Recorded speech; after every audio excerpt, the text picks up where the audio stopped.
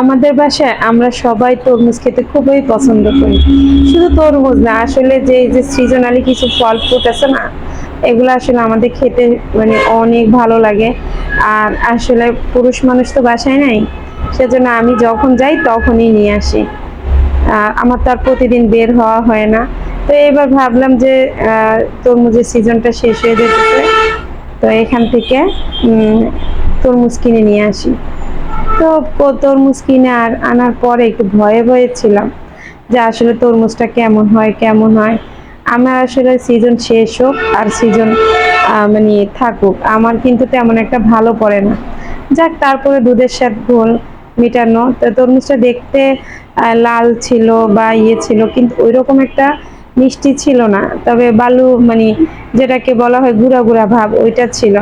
আমার ছেলেরা তো মহা খুশি। আর এই পিচ্চিগুলো তো দেখে নেই, ওরা সব সময় আমার কাছেই থাকে।